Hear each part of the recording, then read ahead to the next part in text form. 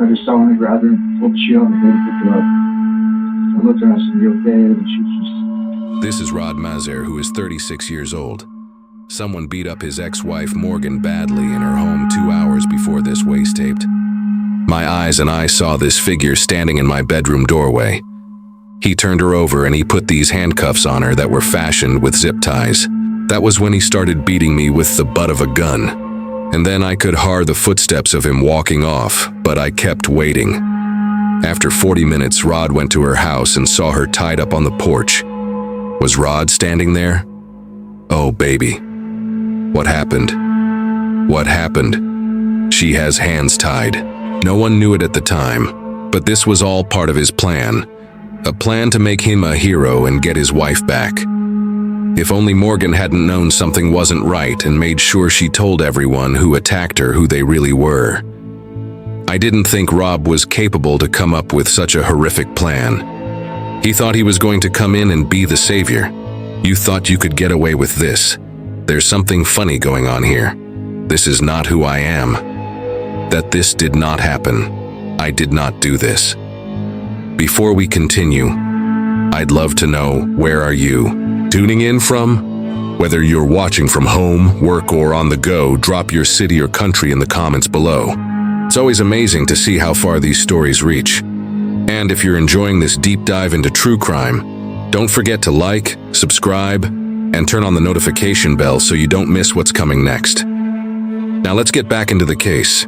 12 years ago, in 2009, Morgan, who was 21, and Rod, who was 24, were happy together. They're excited to start a family together now that they're married. Since they were teens and first met, they loved being with each other. Picture of Rod and I when we had just started dating. I believe I was about 15 or 16 years old here. Rodney was my first love. We went to every prom together, every homecoming together. We just did everything together. He was just amazing. I thought he was the whole package. I just thought I was just so lucky to have him and just felt so on top of the world that he chose me. Terrible thing happened to them only 8 months after they got married. Kevin, Rod's younger brother, dies very young from leukemia.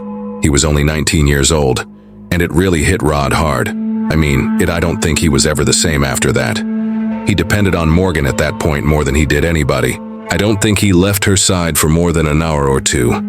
After a year, Morgan gets pregnant with their son. The baby is born earlier than planned, but it has a dangerous heart condition and only lives for 18 days. After only 3 months, Morgan finds out she's pregnant with twins. Not long after that, things start to change in the marriage and Rod gets angry. He trades stocks during the day for a living and often loses it. If something didn't go his way in the stock market, he would throw a fit, and I would hear random spurts of yelling or door slamming or cursing coming from his office. He would slam the door so hard that it would almost come off of the hinge.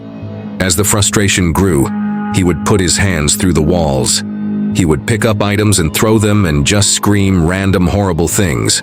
At the same time, Morgan starts her own business doing interior design, which does very well. But Rod is even more upset now that he has been successful. She starts to physically and mentally buy him. Going into the closet had become a new normal for me, and I think that I still do it to this day when I'm overwhelmed or angry. I go back into the closet because it felt so normal. And that's not healthy. I know. I allowed it to become my new normal, and that wasn't right. Rod plays tricks on her and her closest family and friends to make her think she's to blame for her injuries. He convinced my parents that I was Theon that did it. You're just out of control. You couldn't keep your temper. You were just wailing all over the place.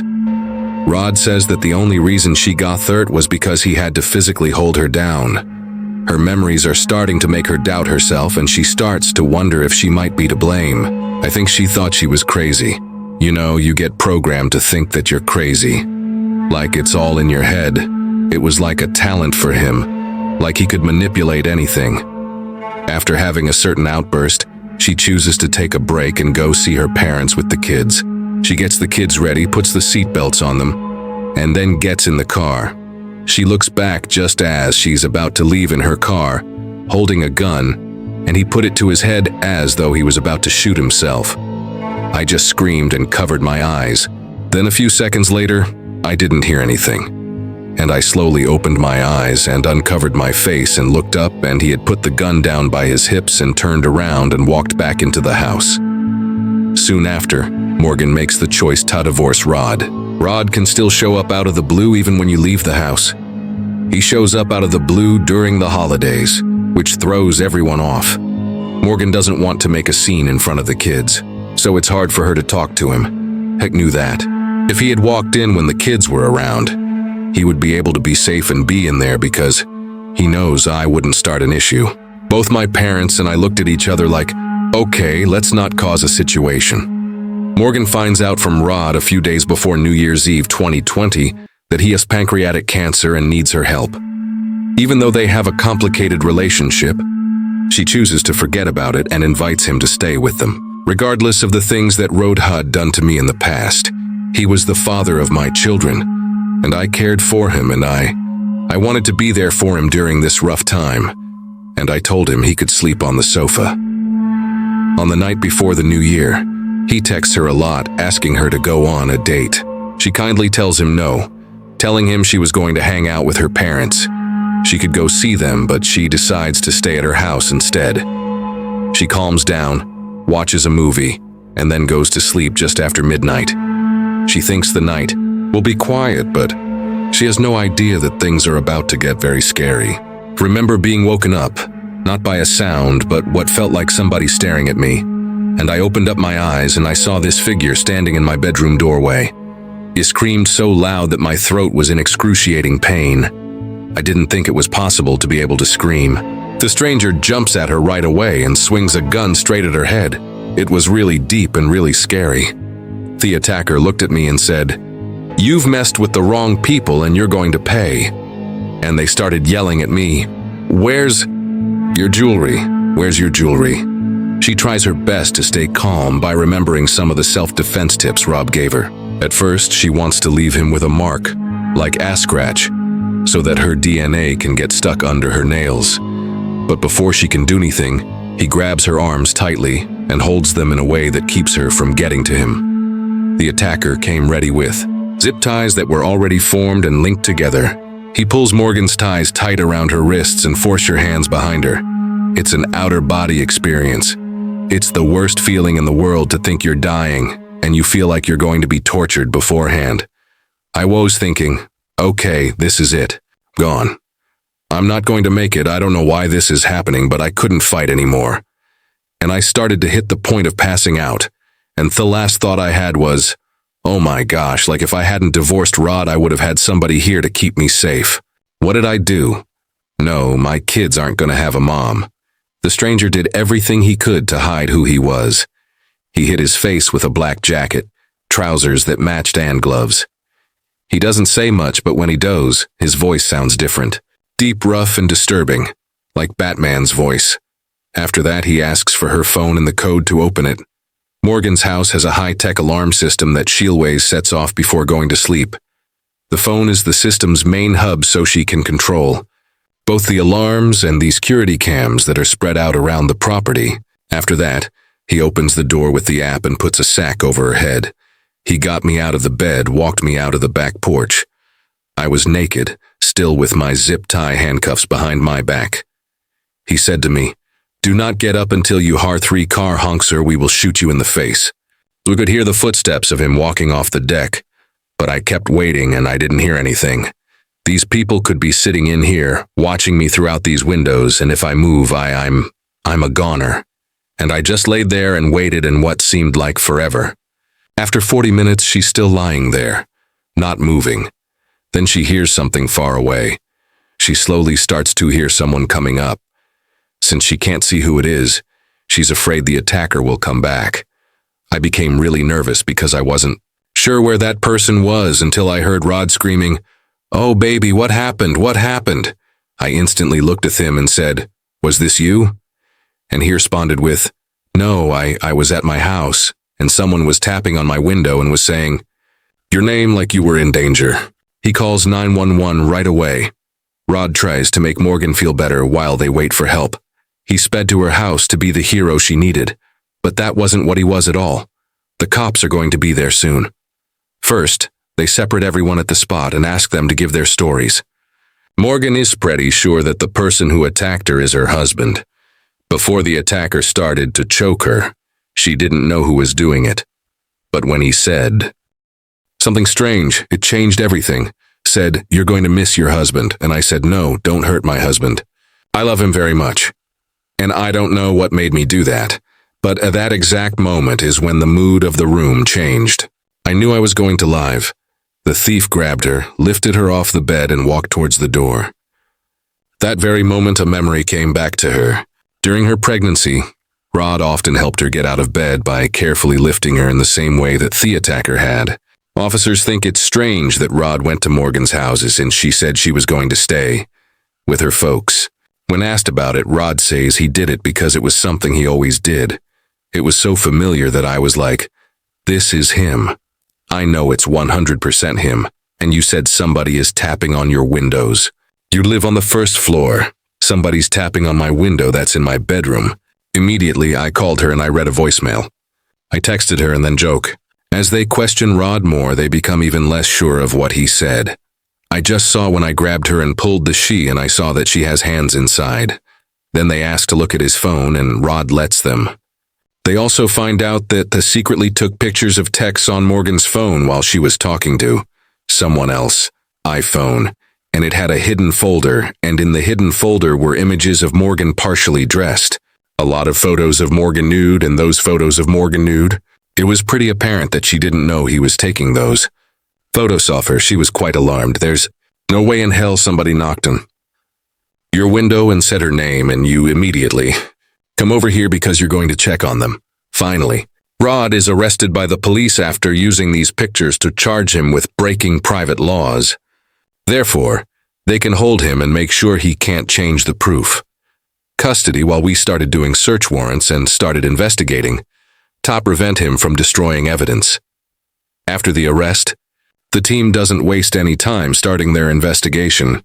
They quickly get a warrant and look at the home security video. It's too bad that Morgan's phone and its cloud backup have lost all of the film from the time of the attack. Even worse, the person who attacked her took her phone when he left, and it was never found.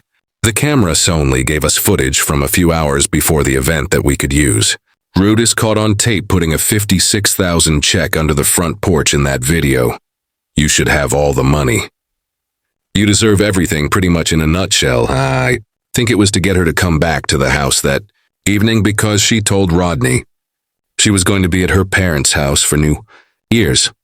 Morgan returned to the house, retrieved it, and kind of made some sort of a gesture. And she walked back into the house and put it on the kitchen countertop. After the attack, the attacker took the bill. Soon the cops get a warrant to look into Rod's flattened car. During their search, they find a suspicious bag of zip ties and a single piece of one in his room.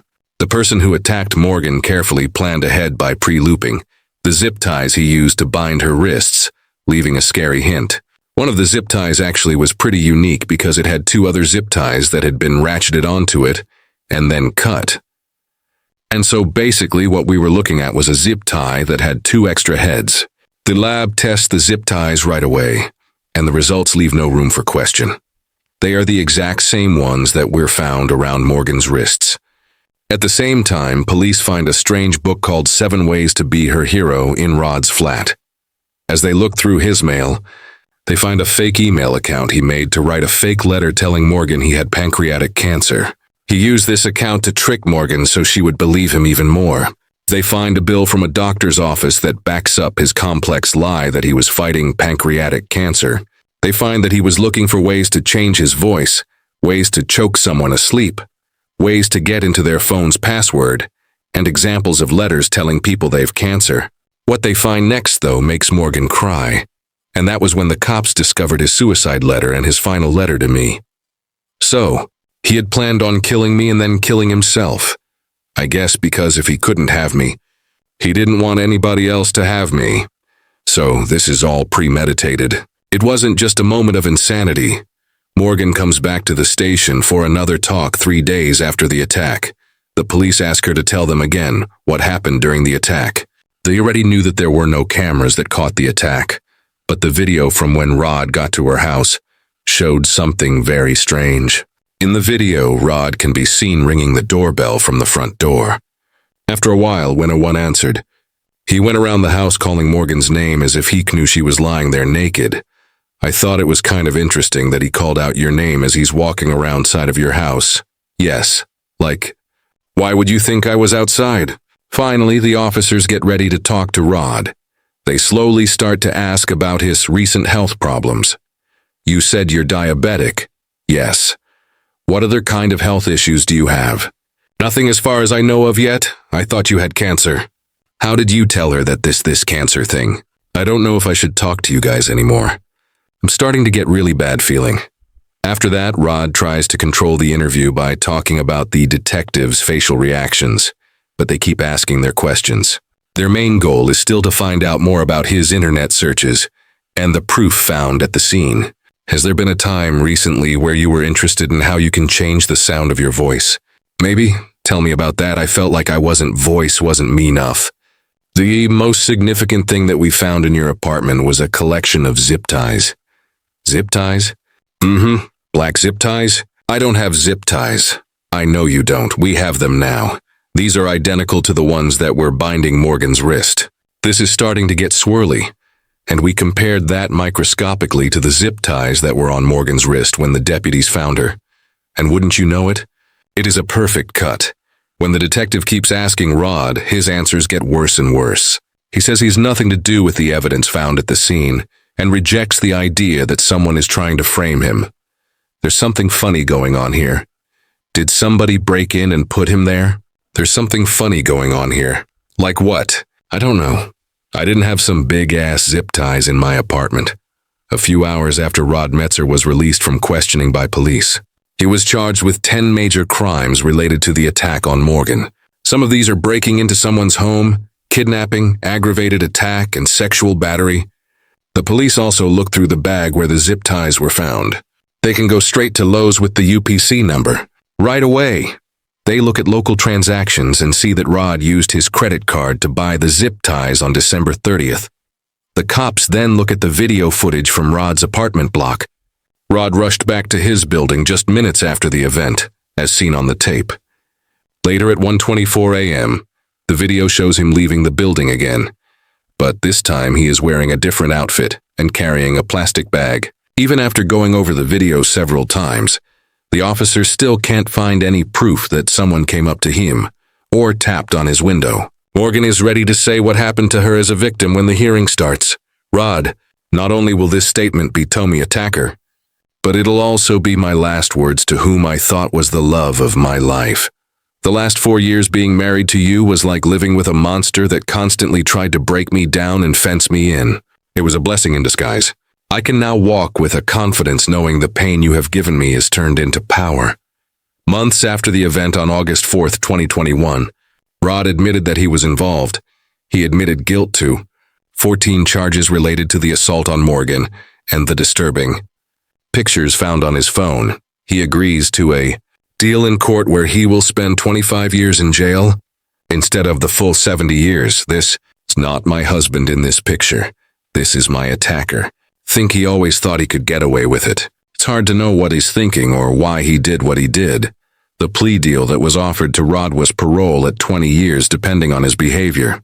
And when he gets out of prison, I'm sure he's going to want to see his children. And it seems inevitable that I'll have to. But when it's time for Rod to come up for parole, I will fight it. I feel that he needs to serve his full time. Thank you for watching this shocking true crime case. It's terrifying to see how someone so close can become the greatest danger, and how love can quickly turn into betrayal. Stories like this remind us to always trust our instincts and protect ourselves, even from those we think we know best. Share your thoughts about this case in the comments. I'd love to hear what you think. Don't forget to like, share, and subscribe for more true crime documentaries. Stay safe, take care of yourself and your loved ones,